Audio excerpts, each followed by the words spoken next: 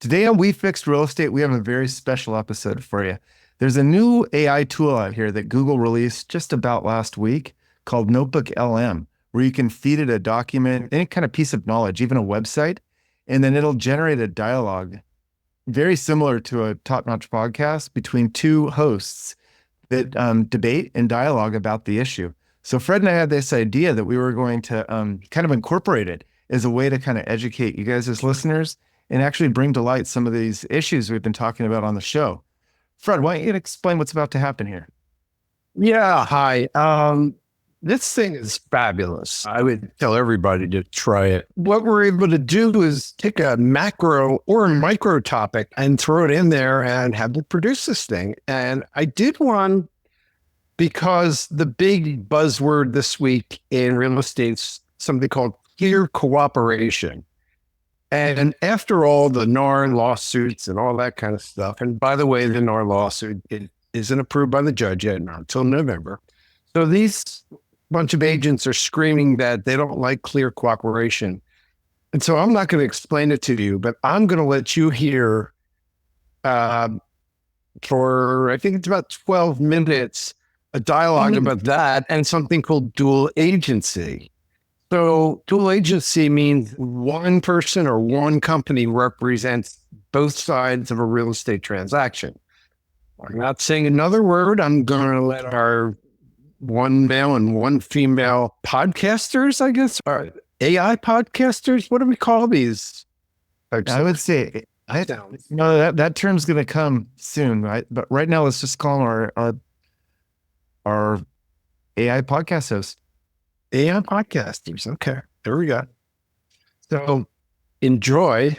We're not going to come back afterwards because, you've probably had enough after you've thought about it, but it's interesting. We're coming out with another one. I'm taking the entire National Association of Realtor agreement that they made with the plaintiffs, and I'm going to put that up and put that into a podcast, and that'll be the next one. So let us know if there's anything you really want to know, and we'll nuance it. The other thing I'm going to do is, I had a conversation with somebody today about mortgages, that it didn't work out. I told them not to refi. And I want other people to learn from this. So that's my next venture, throwing that in. So going forward, it should just be a blast. So enjoy.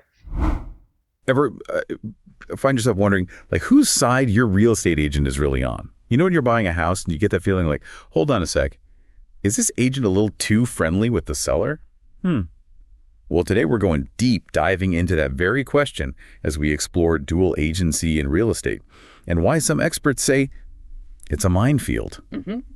Yeah, you heard that right, especially if you're selling. Dual agency, well, it's when a single real estate agent or even their brokerage represents both the buyer and the seller, and it's for the same transaction. Sounds kind of simple, right? Maybe even efficient. But here's the catch. It creates this whole web of ethical and legal issues. And a lot of that boils down to this thing called fiduciary duty. Fiduciary duty. Yeah. Okay, let's break that down because it sounds like it's at the heart of why this whole dual agency thing can be so complicated. You got it. Fiduciary duty basically means that an agent legally has to act in the best interest of their client.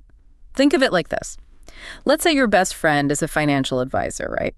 And they're managing investments for both you and your sibling. Could they really give both of you totally unbiased advice, especially if your financial goals are different? You see, there's this inherent conflict there. It'd be like asking your best friend to negotiate their own salary with you. Awkward. So how does all of this play out in the world of real estate? Well, in real estate, this fiduciary duty, it includes things like loyalty, being completely open about important facts and keeping certain information confidential. But when you have an agent representing both sides, they're walking a tightrope, trying to please two masters, It becomes almost impossible to truly advocate for both the buyer and the seller without having to compromise somewhere. And it's not about whether their intentions are good or bad. It's about this inherent conflict that's just built into the situation itself. And these conflicts, they can have some very real consequences, right? We're not talking about hypotheticals here. There have been court cases that really highlight how messy dual agency can get. Oh, absolutely. There have been legal cases that show that even when there's full disclosure about the dual agency and both sides agree to it, the risks are still there. They don't just vanish. One case, for example, involved an agent who didn't disclose something really important about the size of a property to the buyer. Guess where that ended up? You guessed it, in court. And the judge made it crystal clear. Agents have to be upfront with both sides, even in a dual agency situation. So even if dual agency is legal where you live, it doesn't give anyone a free pass. And, these cases, what they really highlight is just how important it is for you, whether you're the buyer or the seller, to be aware of all the potential downsides of dual agency. Because you could find yourself in a situation where your agent, well, they're not really working in your best interest. And that can cost you time, money, and your peace of mind. So we've talked about all the risks that come with dual agency, but here's the thing. It's still legal in a lot of places. So why is that? And why would anyone choose to go this route knowing how risky it can be? You've hit on a very important point. Awareness about dual agency is definitely growing, but it's still legal in many areas, yeah. And they often have rules like making disclosure mandatory. But as we've said, disclosure doesn't just erase the conflict of interest. It's almost like saying, we're going to blindfold the referee, but hey, don't worry, the boxing match will still be fair. Right. It's not like knowing there's a conflict magically makes it okay. Yeah. So why is dual agency still a thing? Well, part of it goes back to how real estate has always been done. You see, before we had online listings, pocket listings used to be a lot more common. These were properties that were marketed very discreetly, and that often led to, well, you guessed it, dual agency. Now imagine you're selling your home. It's very tempting to think, hey, maybe I could get a better deal if we keep everything quiet and my agent just finds a buyer directly. But that's where things get a little, shall we say, murky. Sounds like a system that's just begging for some, let's call them less than transparent dealings. No wonder people want to change things. Exactly. In recent years, there's been this big push for more transparency in real estate. And this brings us to the National Association of Realtors, NAR. They have this thing called the Clear Cooperation Policy. It started back in 2020. And the goal is to shed some light on these shady, pocket listings we've been talking about. Okay, so more transparency, huh? Sounds good in theory. But how does this policy actually work? What does it do? So the Clear Cooperation Policy basically says that if you're marketing a property, it's got to be listed on the MLS. That's the multiple listing service. And it's got to be listed within 1 business day. This is the platform that most buyers use to find homes. And it's how agents share info about what's available. So by making these listings available to everyone, the policy tries to make sure that sellers are getting the most exposure for their properties, and it reduces the need for agents to steer their clients towards dual agency. Makes sense, right? So it's like level the playing field, make sure everyone has access to the same info. Right. Seems fair. But I'm guessing not everyone was exactly thrilled about this. You're right. There's been pushback, especially from some of the bigger brokerages. They argue that some sellers, they prefer to do these off-market deals and that forcing everything out in the open, so to speak, is limiting their options. But here's the thing. Resisting this transparency, it usually translates to more dual agency happening. And as we know, that's not always the best for the seller. It seems counterintuitive, doesn't it? Are they really putting the seller's best interest first by being so against transparency? After all, if there's wider exposure, wouldn't that mean potentially more buyers? And wouldn't that mean a higher final sale price? That's the real question, isn't it? By sticking with this system that allows for dual agency, are they really putting their clients first or their own interests? It's definitely something that sellers should think about very carefully when they're choosing an agent or a brokerage.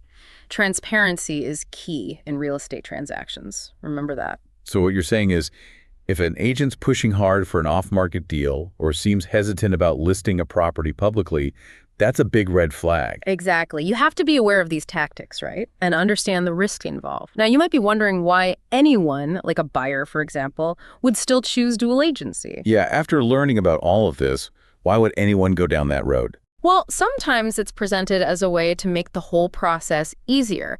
A buyer might think, well, I like this place and I get along with the agent who showed it to me, so why not just stick with them? And on the surface, it sounds simpler, right?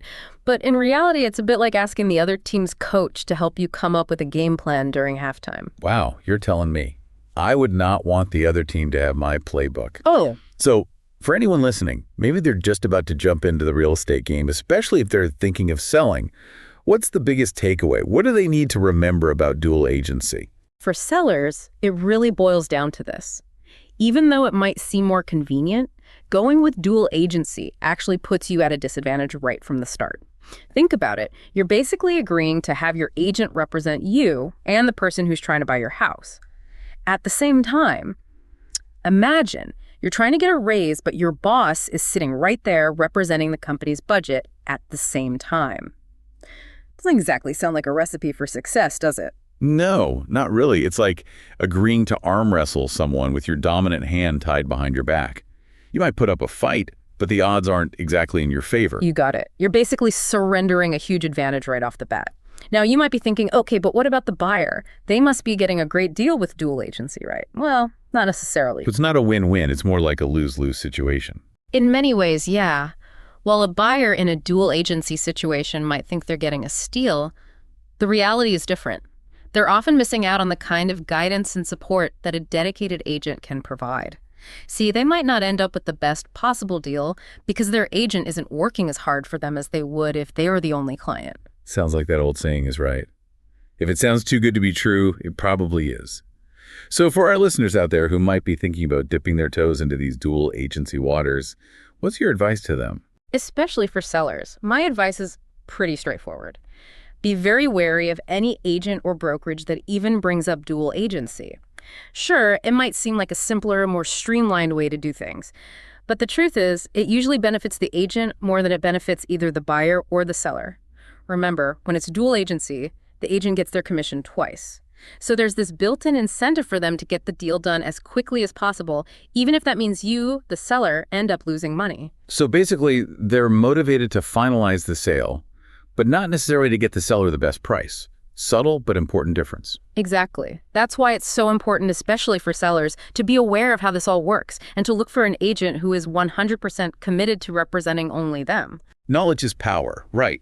The more you know about dual agency and how it works, the better you can advocate for yourself. And you'll be in a much better position to get the best possible outcome when you're buying or selling. That's right. And don't hesitate to ask your agent directly what their position is on dual agency. Do your homework, shop around, look at different brokerages, and never be afraid to walk away if something doesn't feel right.